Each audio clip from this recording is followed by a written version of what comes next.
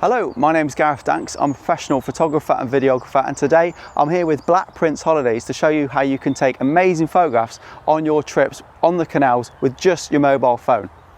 In this video we're going to be talking about the rule of thirds. It's a really important tip, and it'll help you develop your photography as you progress through this course. Now, in all of these photographs and all these videos I'm going to be using an iPhone, but if you own a Samsung or any other device, as long as it's relatively modern, it's going to work exactly the same. Let's get into the first tip. Firstly, you're going to need to switch the rule of thirds on. So if you've got an iPhone, it's very simple. You just go into your settings, then you go down to camera, press camera, and then on the bottom there it says composition. Just on the bottom there it comes up with grid. So you can turn that on and off, and you've also got a level there as well. If you turn the grid and the level on, that's going to help us massively when we go through improving our photography. Okay, we're going to demonstrate how to implement the rule of thirds and how it's really helpful for balancing and your composition. We've got a fantastic photograph here. Now what we could do is just stand here and take a photograph of it and take a bog standard photograph just pointing at the scene. So that's your kind of standard snapshot. We're going to try and elevate that now, and literally by bringing the camera down. So we've got one of the lock gates there on the top left hand third. So if we bring the camera down, we've got the top left hand third there. We've got the steps going down to the canal on the bottom left hand third, and we've got the other lock lever over there on the right, on the top right hand third. So we can take that photograph, and just by bringing the camera down, we've got rid of the gap in the middle. So there's a huge gap of wasted space in the middle. So by bringing the photograph down there, bringing the camera down and just keeping an eye on the thirds, we can take that photograph, and that's instantly got rid of. See, that's how important that rule of thirds is. It's got rid of that big gap in the middle there. So that big gap we could use in the photograph. We could take another photograph, but we would have to keep an eye on the rule of thirds and make sure that we're happy.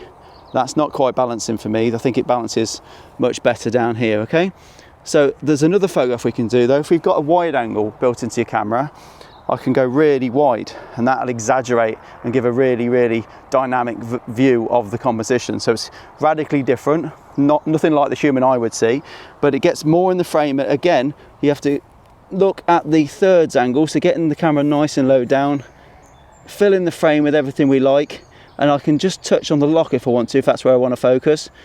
But it's nice and wide, so there's no real reason to miss focus, but just looking at the key points of what we want to be, what's important in the photograph. So that's what we need to bear in mind. What is it we're trying to photograph? Make sure they're on a third, make sure the eye goes around the photograph, and the rest of the photograph also sits on a third. So use the rule of thirds to get rid of all that wasted space. You should end up with a really nice photograph.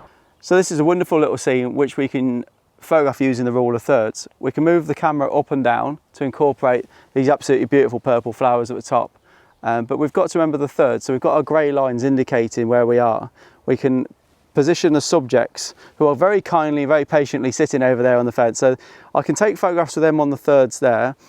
I can move the camera around. I could put them on a left-hand third like that, but I think it works better if they're both in the middle, and if I lift the camera up just to fill that area there. So I can focus on that, underexpose again by one stop, making sure they're in the middle.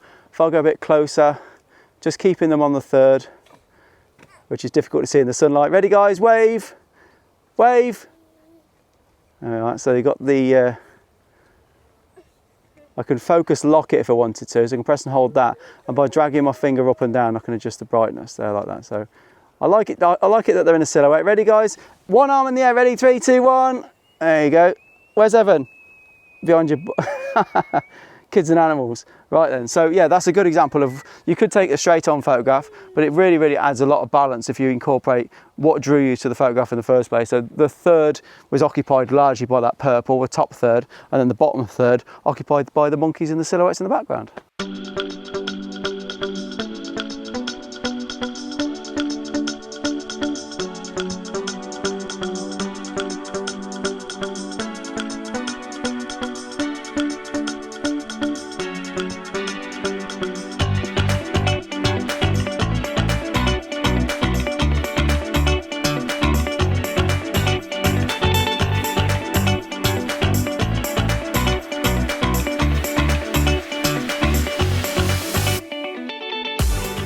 Okay, hopefully you found that of use, and you can see the importance and the value of being able to balance and use the rule of thirds to really find structure in your photographs. It's a really, really good way of improving photography, and you'll never look back. Once you've discovered the rule of thirds, you'll never look back.